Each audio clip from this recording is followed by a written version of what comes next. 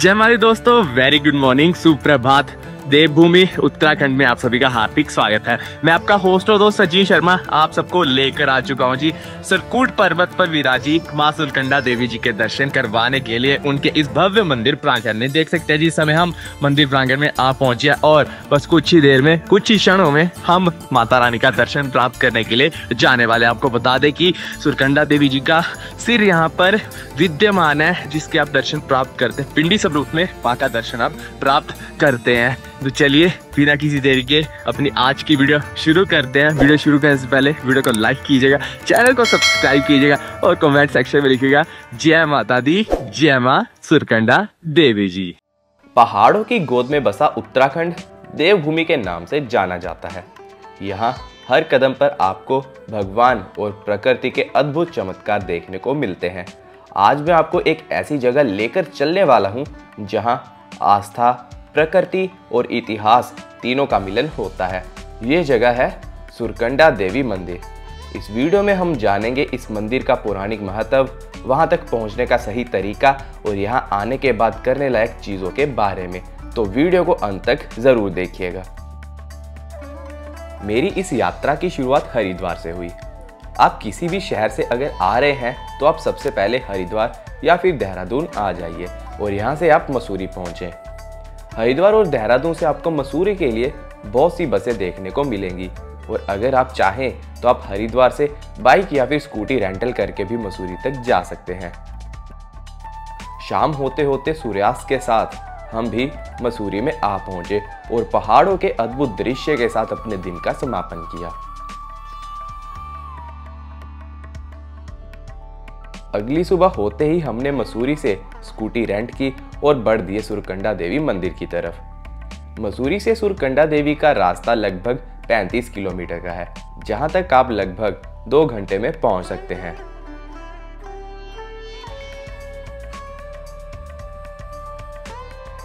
रास्ते में आगे बढ़ते हुए हमें घाटी के बेहद ही सुंदर दृश्य दिखाई देने लगे।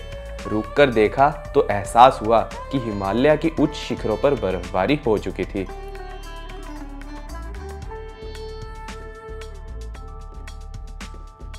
सफर का आनंद उठाते हुए हम कद्दूखाल आ पहुंचे, जहां से मंदिर लगभग 2 किलोमीटर ऊपर है और यहां से मंदिर तक आप 2 किलोमीटर का ट्रैक या फिर रोपवे लेकर जा सकते हैं।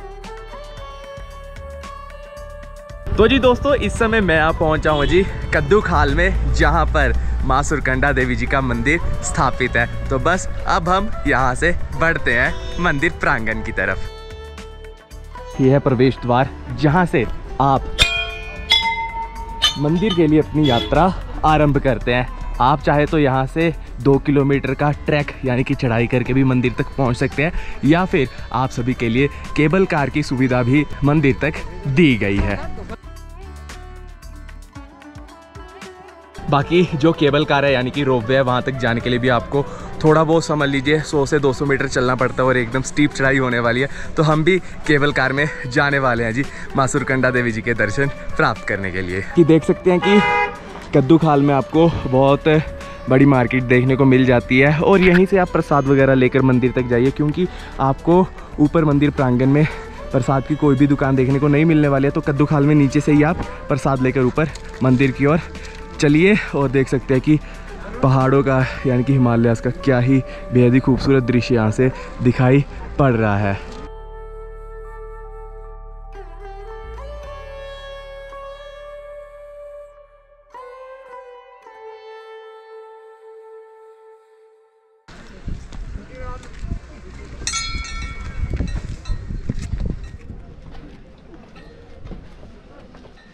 So guys, here is the ticket counter. Ropeway की टिकट लेके जाना चाहते हो तो यहाँ से काउंटर से टिकट लीजिए, अदरवाइज़ पैदल मार्ग सामने है। अगर आप पैदल जाना चाहे तो ये वाला मार्ग पकड़ के आप पैदल भी जा सकते हैं मंदिर प्रांगण तक। जय माता दी। रोपवे में आने जाने की टिकट 205 रुपये प्रति व्यक्ति है और अगर आप एक साइड की टिकट लेते हैं तो आपको 103 रुपये की टिकट मिलेगी।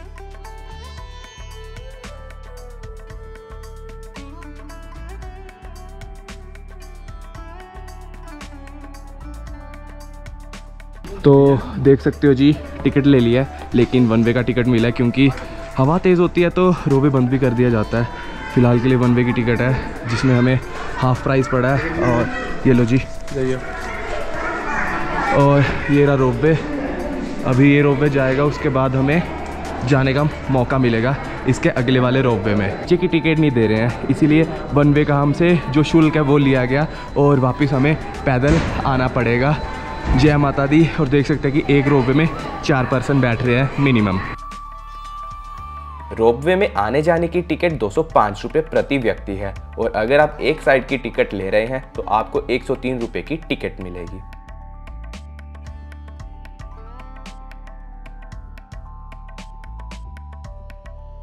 पैदल मंदिर तक जाने में लगभग आपको 30 से 40 मिनट लग सकते हैं और अगर आप रोपवे में जा रहे हैं तो मौसम के हिसाब से आपको 3 से 5 मिनट में मंदिर तक पहुंचाया जा सकता है।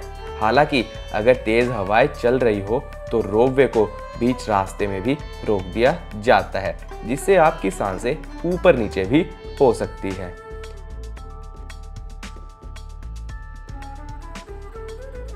देख सकते हो जी, रोपवे स्टेशन से रोपवे हमारा बाहर आ चुका है।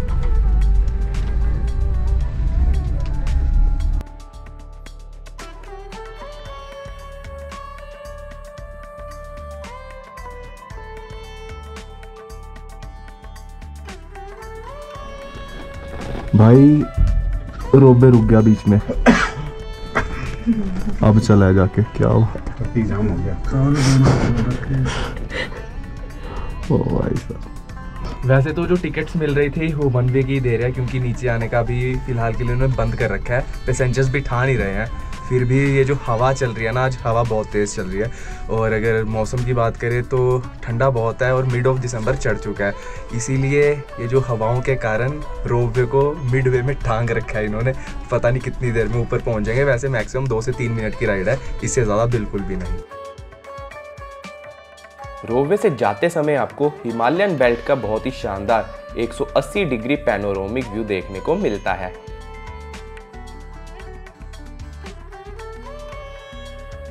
लेकिन जैसे जैसे आप ऊपर बढ़ते हैं, आपके आसपास की प्राकृतिक सुंदरता और शांत वातावरण आपका मन मोह लेता है।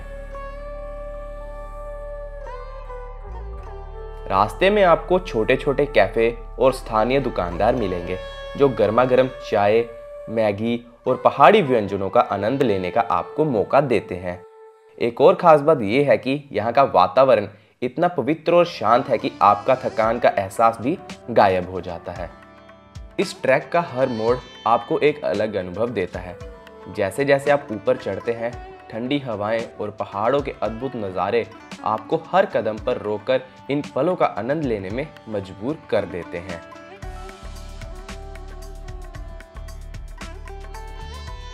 अगर आप फोटोग्राफी के शौकीन हैं तो ये जगह ज़रूर आपके लिए स्वर्ग से कम नहीं। सूरज की पहली किरणें जब पहाड़ों पर पड़ती है तो ये दृश्य देखने लायक होता है।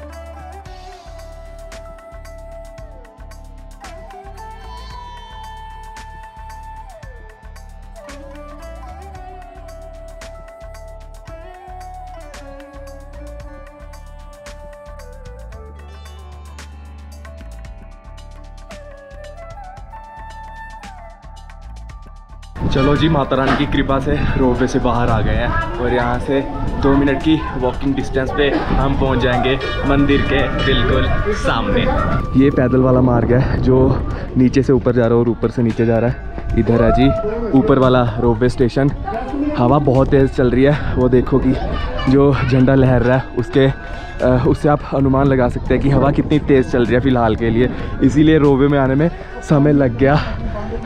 बाकी ये अद्भुत दृश्य देख सकते हैं जी आप पहाड़ों का।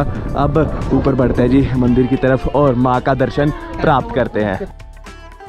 रोपवे से निकलकर आप जूता स्टैंड पर अपने जूते उतारकर हाथ पांव धोकर मंदिर की ओर प्रस्थान करें। तो जैसे ही आप रोपवे से बाहर आते हैं वहीं पे आपको जूता स्टैंड देखने को मिलता है और आगे आकर हाथ मुंह धोकर आप आराम से आगे बढ़िए माँ का दर्शन प्राप्त करने के लिए। आगे सामने माँ का मंदिर है, चलिए आपको मंदिर का पहला दर्शन करवाते हैं।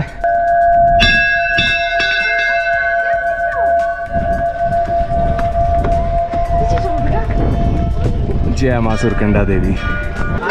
तो चलिए जी दोस्तों, अब मंदिर प्रांगण के अंदर जाकर मां सुरकंडा देवी जी का दर्शन प्राप्त करते हैं। पुराणों के अनुसार माता सती के शव के विभिन्न अंगों से 51 शक्तिपीठों का निर्माण हुआ था। इसके पीछे ये अंतर कथा है कि दक्ष प्रजापति ने कनखल में बृहस्पति सर्व नामक यज्ञ रचाया। उस यज्ञ में ब्रह्मा, विष्णु, इंद्र और अन्य देवी देवताओं को आमंत्रित किया गया, लेकिन जानबूझकर अपने जमाता भगवान शंकर को नहीं बुलाया।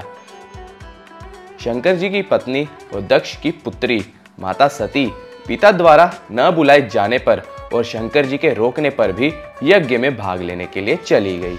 यज्ञ स्थल पर माता सती ने अपने पिता दक्ष से शंकर जी को आमंत्रित ना करने का कारण पूछा और पिता से उग्र विरोध प्रकट किया। इस पर दक्ष प्रजापति ने भगवान शंकर को अपशब्द कहे।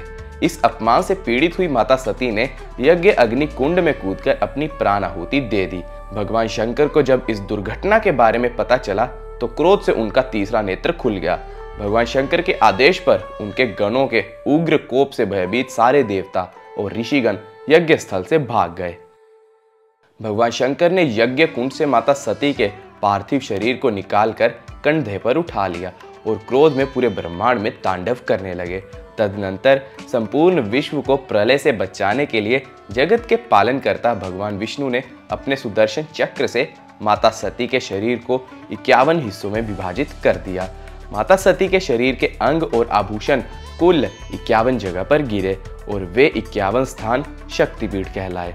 तत्पश्चात माता सती ने दूसरे जन्म में हिमालय पुत्री पार्वती के रूप में शंकर जी से विवाह किया और मान्यता अनुसार माता सुरकंडा देवी जी के इस पवित्र मंदिर में माता सती का सिर गिरा था, जो कि इस मंदिर के अंदर गर्भगृह में आज भी विद्यमान है और सभी श्रद्धालु यहाँ पर आकर माता रानी का दर्शन प्राप्त करते हैं।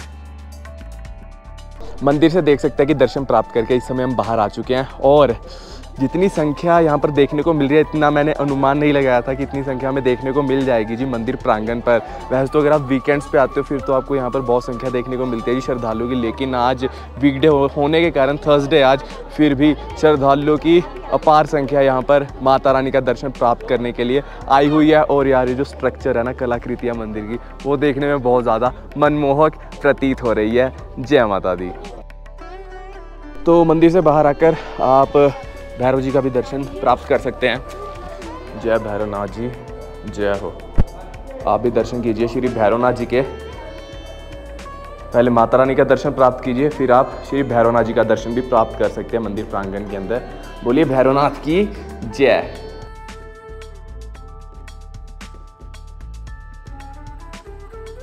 और दोस्तों श्री भैरवनाथ जी का दर्शन प्राप्त करके आगे देख सकते हैं कि यहाँ पर पवन पुत्र हनुमान जी भी विराजे हुए हैं और कितना अद्भुत दर्शन मिल रहा है जी उनका, बहुत ही सुंदर।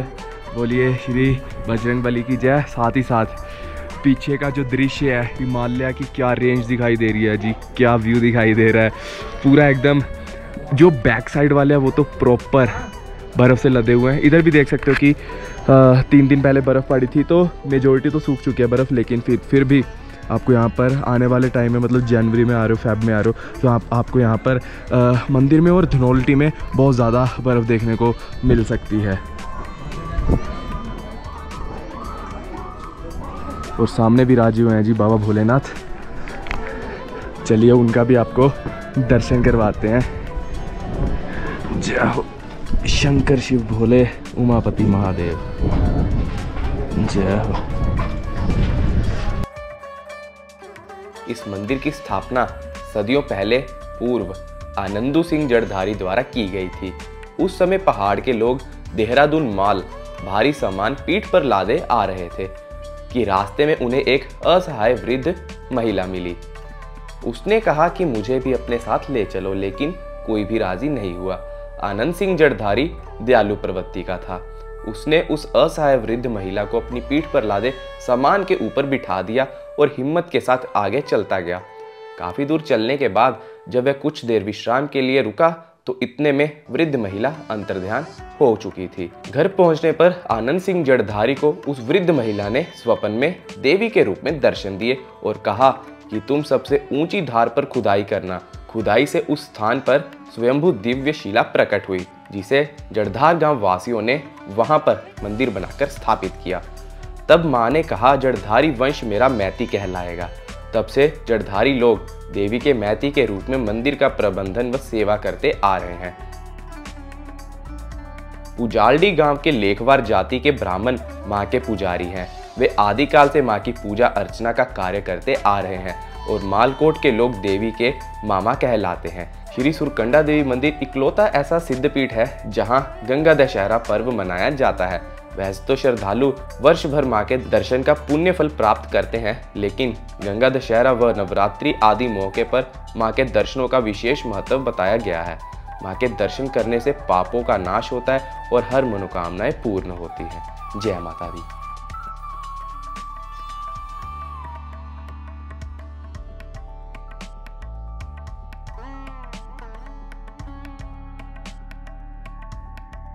और बाकी जो आपके पास प्रसाद में नारियल वगैरह होता है, मंदिर के बिल्कुल पीछे यहाँ पर लोग बैठे होते हैं जो कि आपको नारियल तोड़ के दे देते हैं। 10 रुपये का नॉमिनल सा चार्ज लेते हैं और जल आप अर्पित कर सकते हो जी। शिवलिंग पे भी कर सकते हो, अगर आप ग्रहण करना चाहें आप ग्रहण भी कर सकते हो माता रानी का नाम लेकर।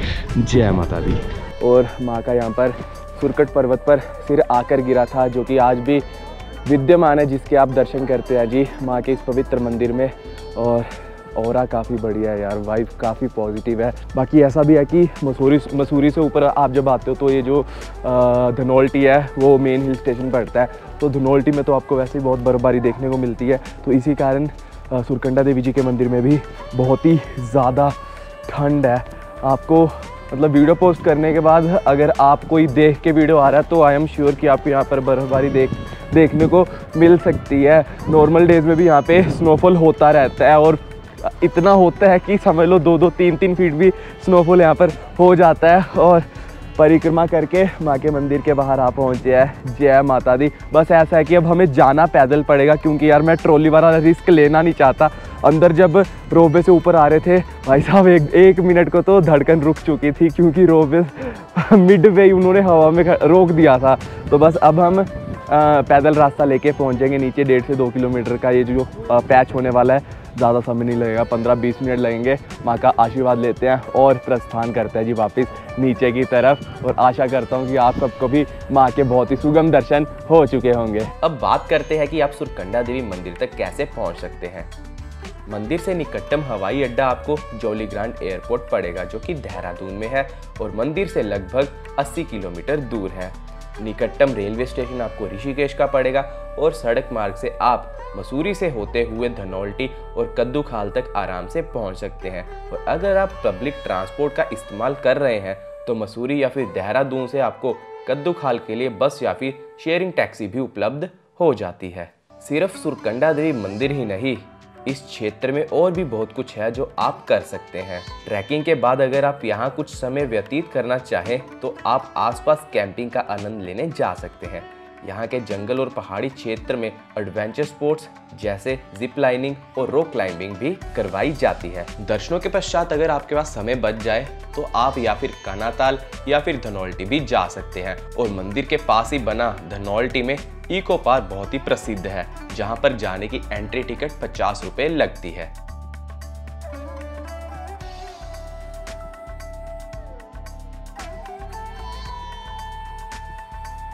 यहाँ के लोग मानते हैं कि जो भी सच्चे मन से माता की आराधना करता है उसकी हर मनोकामना पूर्ण होती है। सुरकंडा देवी मंदिर को विशेष रूप से नवरात्रि और गंगा दशहरा के दौरान सजाया जाता है, जब हजारों श्रद्धालु यहाँ पर माता का आशीर्वाद लेने आते हैं। बाकी अगर चढ़ाई की बात करें, ये नॉर्मल पैदल रास्ता है, रास्ता तो कम है लेकिन स्टीपनेस बहुत ज़्यादा है इसमें। लेकिन आपको रास्ता पूरा मिलने वाला है, बढ़िया तरीके से देख सकते हो कि कोई रूकी पैच नहीं है, नॉर्मल बढ़िया तरीके से टाइल्स लगी हुई हैं।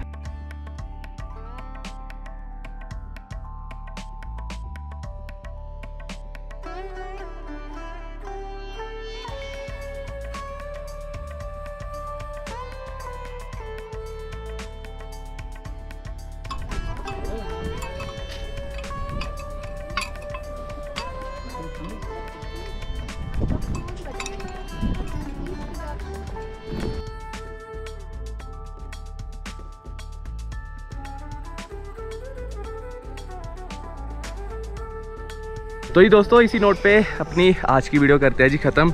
लगभग 15 मिनट लगे जी नीचे आने में पैदल मार्ग से, और अगर आप यही पैदल मार्ग लेके ऊपर जा रहे हैं ज़्यादा से ज़्यादा आपको आधा घंटा लग सकता है। आशा करता हूँ आपको वीडियो अच्छी लगी होगी। आपको इस वीडियो में हमने दर्शन करवाए हैं जी 51 शक्तिपीठों में से एक माता श्री सुरकंडा देवी जी के। वीडियो अच्छी लगी हो तो लाइक कीजिएगा, चैनल को सब्सक्राइब कीजिए, कमेंट सेक्शन में लिखिए जयकारा माँ शेरा वालिदा बोलो सच्चे दरबार की जय, जय माँ सुरकंडा देवी जी। मिलता हूँ आपसे बहुत ही जल्दी एक और नई वीडियो में, तब तक के लिए जय हिंद, जय भारत, जय माता दी। आशा करते हैं माँ सुरकंडा देवी आप सभी श्रद्धालुओं पर अपनी कृपा दृष्टि सदैव बनाए रखे।